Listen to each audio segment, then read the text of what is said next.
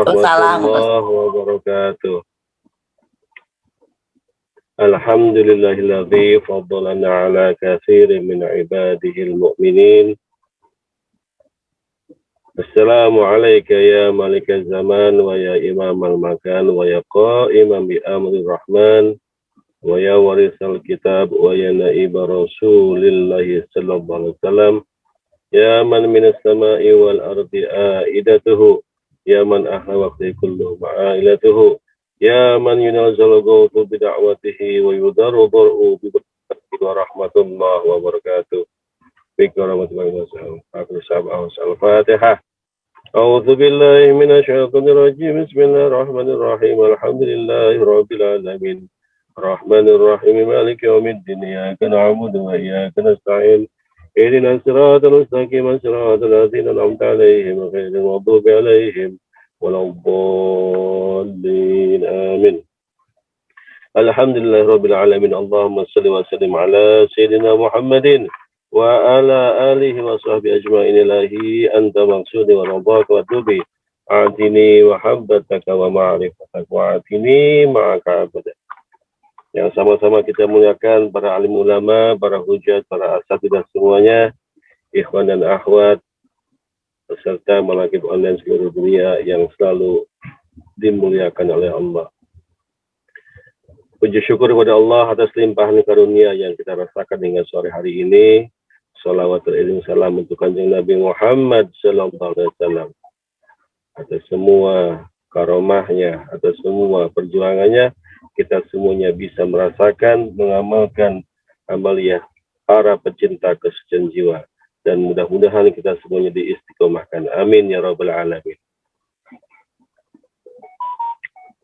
Para penggerak manakib, Teh Hajah Susi, Umi Syahid, para donatur, Ibu Kartini, Ibu Wahyuni, dan para donatur yang tidak saya sebutkan satu persatu tanpa mengurangi rasa hormat, dan seluruh ikhwan dan akhwat yang selalu istiqomah melaksanakan manakib online seluruh dunia setiap harinya.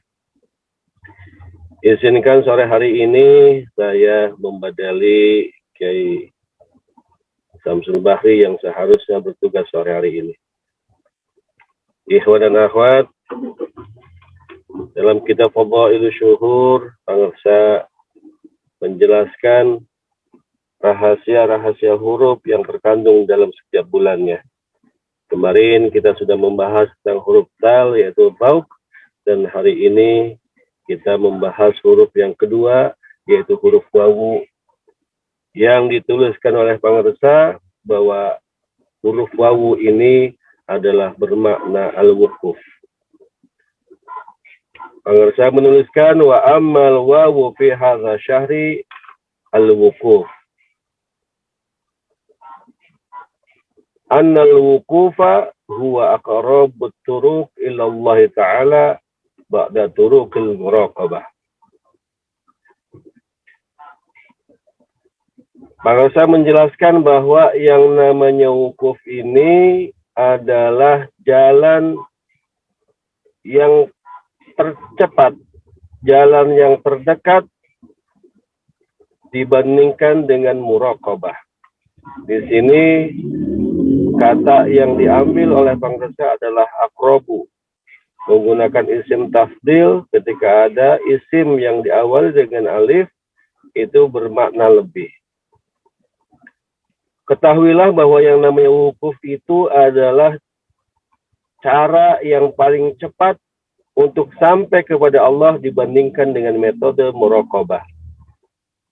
Beberapa saat yang lalu, para wakil talqin menjelaskan muraqabah itu adalah perasaan, keadaan di mana kita selalu diawasi oleh Allah. Nah, keadaan kita merasakan kehadiran Allah, kita tersadar bahwa kita terus diawasi oleh Allah, itu adalah metode yang luar biasa, di mana kemudian kita dijaga oleh Allah untuk kemudian tidak lalai dengan Allah. Tetapi menurut pengarsa bahwa muraqabah itu bukanlah jalan yang paling dekat. Jalan yang paling dekat untuk sampai kepada Allah itu adalah jalannya yang disebut dengan wukuf. Wukuf itu kalau dalam ibadah haji berarti seseorang berdiam diri di padang Arafah dari pagi sampai terbenam matahari, memperbanyak ibadah, memperbanyak zikir. Wukuf itu diam. Apakah wukuf yang dimaksudkan di sini? Wukuf yang dimaksudkan oleh pengertian di sini adalah diamnya hati dengan menyibukkan diri menyebut namanya. Wukuf yang dimaksud oleh pengertian dalam huruf wawu ini adalah wukuf qalbi. Wukuf qalbi itu adalah diamnya hati, di mana hati itu bertawajuh. Yang namanya tawajuh itu berarti kita sedang berhadapan-hadapan dengan Yang Maha Kuasa. Kita sedang merasakan kedekatan dengan Allah. Kita sedang berdua-duaan dengan Allah. Sehingga wukuf qalbi ini atau tawajuh kepada Allah ini adalah jalan yang paling dekat. Aqrabut turuq, Abah menyebutnya. Jalan yang paling dekat untuk sampai kepada Allah dengan tawajuh. Sehingga seseorang yang bisa mendiamkan diri, menenangkan dirinya, menetapkan hatinya untuk kemudian bertawajuh, maka sesungguhnya dia sedang berkoneksi, sedang berta'aluk kepada Allah. Sedang menyambungkan batinnya, sedang menyambungkan ruhaniyahnya, sedang mempersatukan ruhaniyahnya antara ruh manusia dengan zatnya Allah. Sehingga ketika seseorang yang sudah bisa merasakan wukuful qalbi ini, bisa merasakan kehadiran Allah, itu berarti zaufnya sudah bisa merasa. Qalbunya yang menjadi alat untuk merasakan kehadiran Allah, zauknya Allah, zauk hadirnya Allah, itu kemudian diperkuat dengan melaksanakan tawajuh kepada Allah. Sehingga beberapa saat yang lalu kita diperintahkan oleh pengersa supaya kita bisa melaksanakan wukuf qalbi yang lebih lama, maka ketika kita melaksanakan tawajuh dalam proses zikir jahar dan zikir khafi ba'da sholat, kita diminta untuk tawajuhnya minimal 120 detik. Dari 120 detik ini adalah sebagai sebuah proses perjalanan wukuf qalbi, di mana hati kita untuk fokus menatap wajah Allah, untuk fokus bagaimana kita bisa merasakan kehadiran Allah. Karena ketika kita bisa merasakan hadirnya Allah, maka disitulah kemudian kalbu ini sudah sampai kepada Allah itu sendiri. Lebih jauh pengarsa menuliskan salah satu hadis yang terkenal, man arafa nafsahu faqad arafa rabbahu, wa man arafa rabbahu faqad jahla nafsahu. Abah menulis, barang siapa yang mengenal dirinya, maka ia akan mengenal Tuhannya. Dan barang siapa yang mengenal Tuhannya, maka ia akan bodoh. Ikhwan dan akhwat yang dimuliakan oleh Allah. Yang dimaksudkan dengan bodoh di sini apa?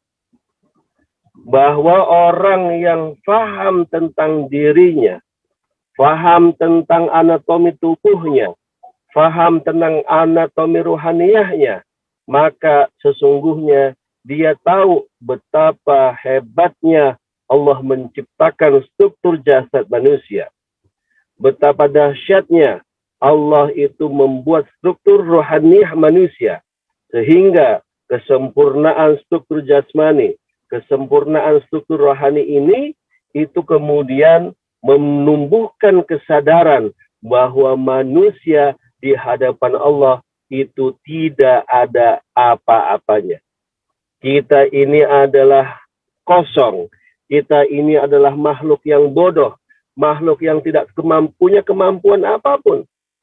Maka pantaslah ketika Seseorang yang sedang belajar tasawuf, seseorang yang sedang mendalami thariqah, diamanahi oleh Prof. Nasaruddin Umar, Imam Besar Masjid Istiqlal. Beliau mengatakan, orang yang sedang belajar tasawuf, orang yang sedang belajar thariqah, maka kepalanya harus dipenggal. Kenapa harus dipenggal?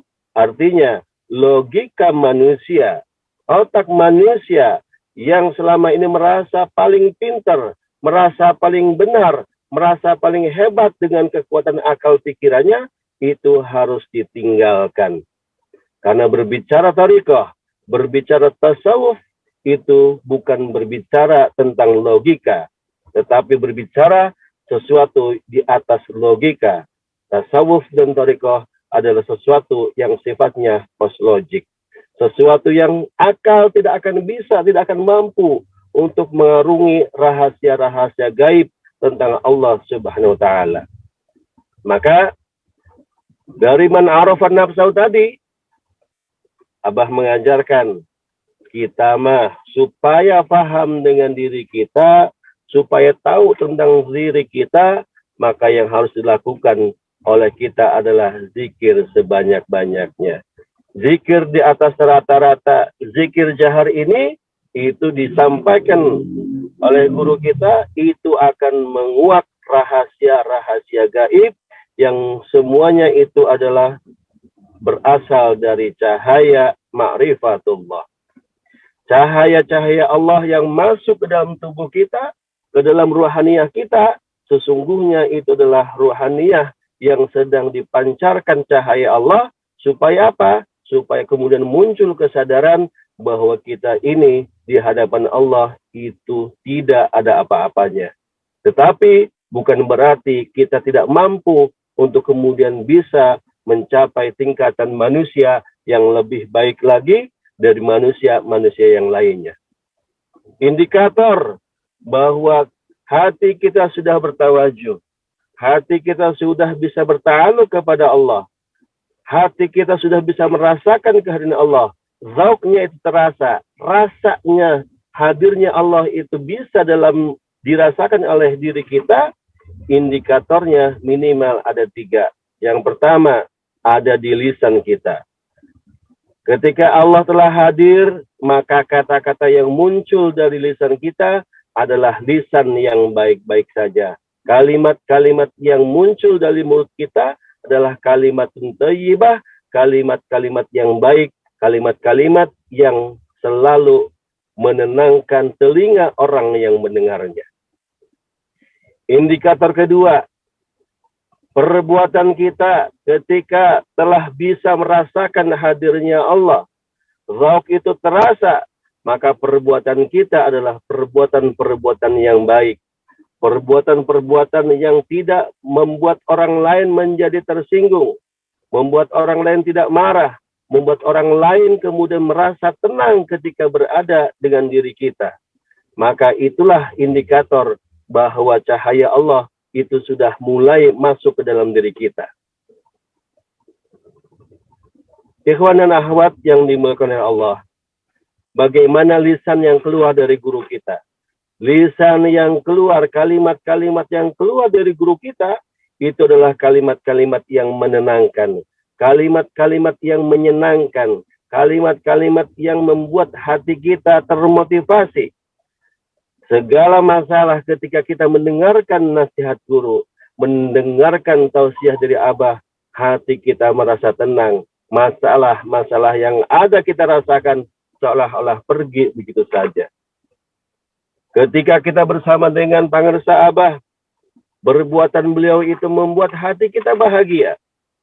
Perbuatan-perbuatan beliau itu adalah perbuatan yang memancarkan bagaimana sifat-sifat Allah itu dipraktekkan oleh guru kita, sehingga perbuatan guru kita itu membuat kita semuanya murid-muridnya menjadi senang, tenang, dan bahagia bersama guru kita. Dan yang terakhir, indikator daripada bahwa hati telah berwukuf, hati kita terus bertawajuh, maka indikatornya adalah kemudian ibadah kita terus meningkat, istiqomahnya. Amaliyah-amaliyah yang dicontohkan oleh guru kita satu persatu dapat dilaksanakan dengan tertib. Satu persatu dapat diamalkan dengan baik. Satu persatu hari ke harinya itu bisa dilaksanakan dengan istiqomah. Sehingga dalam 24 jam amaliyah yang dicontohkan oleh guru kita itu dapat dipraktekkan dengan baik dan sempurna. Ikhwan dan akhwat yang dimuliakan oleh Allah, mudah-mudahan 3 indikator tadi, lisan kita, perbuatan kita, amaliyah kita, itu adalah lisan yang terjaga, perbuatan yang terjaga, amaliyah yang terjaga, sehingga kemudian kita semuanya bisa merasakan manisnya amaliyah kita ini. Sebagaimana kita semuanya bahagia melihat apa yang keluar, apa yang diperbuat, apa yang dicontohkan oleh guru kita, semuanya adalah sesuatu yang menyenangkan untuk kita semuanya. Ikhwan dan akhwat, semoga kita semuanya diberikan kekuatan, diberikan kesabaran untuk bisa istiqomah mencontoh amaliyah guru, sehingga kemudian kita semuanya digolongkan sebagai murid-murid yang dibanggakan oleh guru. Amin ya rabbal alamin. Berkah semuanya, segalanya, selamanya. Mohon maaf apabila ada kesalahan dan kekurangan. Bikaramati Panguasa Bawas Al-Fatihah. A'udzubillahi minasyaitonirrajim. Bismillahirrahmanirrahim. Alhamdulillahirabbil alamin arrahmanirrahim maliki yaumiddin. Iyyaka na'budu wa iyyaka nasta'in. Ihdinas siratal mustaqim. Siratal ladzina an'amta 'alaihim ghairil maghdubi 'alaihim waladdallin. Amin. Wassalamualaikum warahmatullahi wabarakatuh.